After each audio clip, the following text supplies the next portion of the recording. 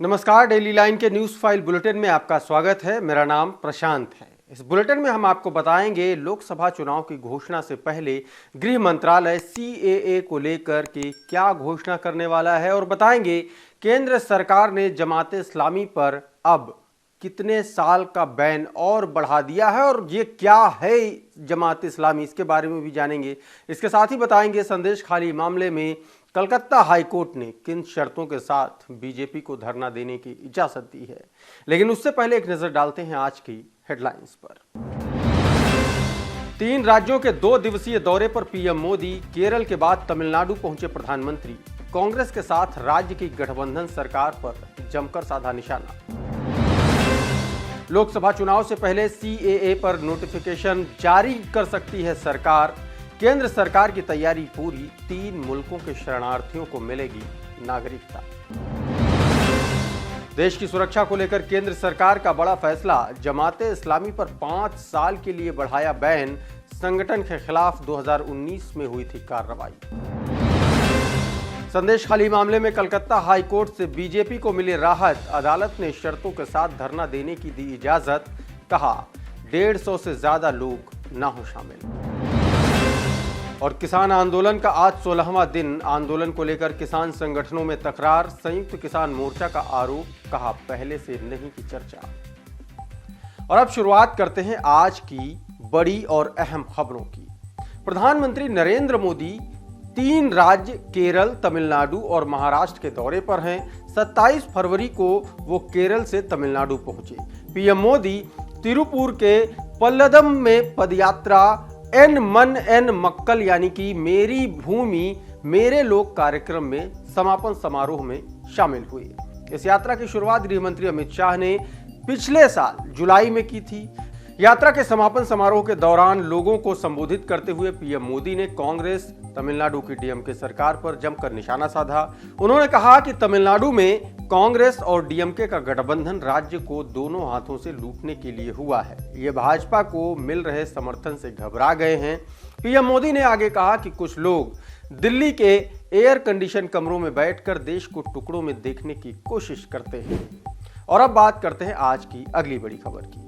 हिमाचल प्रदेश में राज्यसभा की 1 seat BJP के जीतने से राज्य की कांग्रेस सरकार पर संकट आ गया है। राज्यसभा की 1 सीट के लिए मतदान के बाद अब बात अविश्वास प्रस्ताव तक पहुंच गई है। 68 सीटों वाली हिमाचल प्रदेश विधानसभा में कांग्रेस के पास 40 विधायक होने के बावजूद उसके प्रत्याशी अभिषेक मनु सिंघवी 34 मत ही पा सके, जबकि सदन में 25 सदस्यों वाली भाजपा भी 34 मत ले गई। वहीं 3 निर्दलीय विधायकों ने भी भाजपा के पक्ष में मतदान किया। ये सुखविंदर सिंह सुक्खू सरकार के लिए एक बड़ा झटका माना जा रहा है। प्रदेश अब राष्ट्रपति शासन की ओर बढ़ रहा है। और अब बात करते हैं आज की अगली बड़ी खबर की। राज्यसभा में करारी मात के बाद अब समाजवादी पार्टी लोकसभा चुनाव के मद्देनजर आजमगढ़ की किलेबंदी करने में जुट गई है। पूर्व विधायक और बसपा के नेता शाह आलम उर्फ गुड्डू जमाली आज समाजवादी पार्टी में शामिल होंगे। वो समाजवादी पार्टी मुख्यालय पर अखिलेश यादव की मौजूदगी में पार्टी की सदस्यता लेंगे।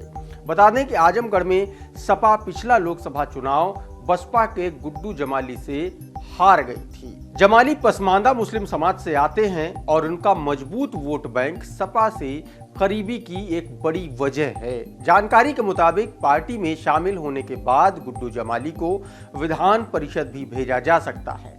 वहीं बता दें कि बीते दिन यूपी की 10 राज्यसभा सीटों पर वोटिंग हुई और देर रात नतीजे भी आ गए। यूपी की 10 में से बीजेपी ने 8 सीटें जीती, जबकि समाजवादी पार्टी को 2 सीटें ही हासिल हो सकी। और अब बढ़ते हैं आज की अगली बड़ी खबर की ओर। 2024 के लोकसभा चुनाव की घोषणा से पहले गृह मंत्रालय सीएए की आधिकारिक सूचना कभी भी जारी कर सकता है। जानकारी के मुताबिक नागरिकता संशोधन अधिनियम अधिसूचना अगले महीने जारी हो सकती है। इसके बाद पड़ोसी मुल्कों पाकिस्तान, बांग्लादेश और अफगानिस्तान से आए गैर मुस्लिम शरणार्थियों को भारत की नागरिकता मिलने का रास्ता साफ हो जाएगा। रिपोर्ट के मुताबिक सीएए के ऑनलाइन पोर्टल को रजिस्ट्रेशन के लिए तैयार किया जा चुका है और केंद्रीय गृह मंत्रालय द्वारा ड्राई रन पहले ही किया जा चुका है।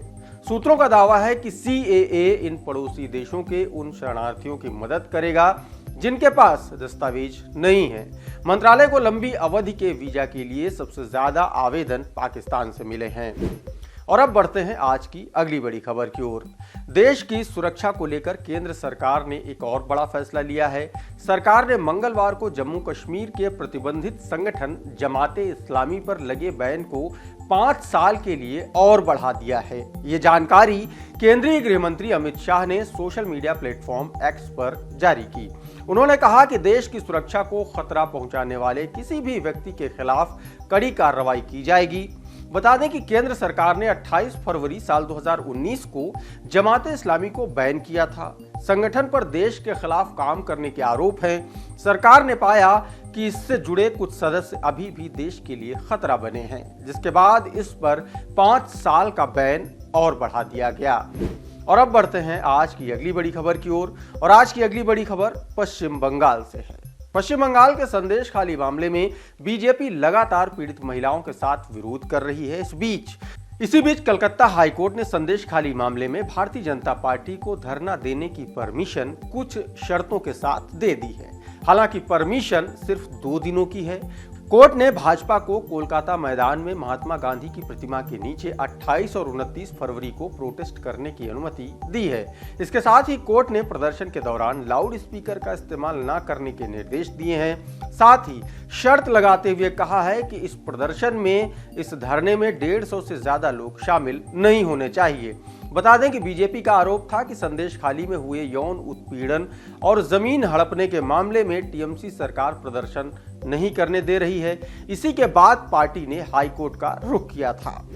और अब बढ़ते हैं आज की अगली बड़ी खबर की ओर। किसान आंदोलन का आज 16वां दिन है।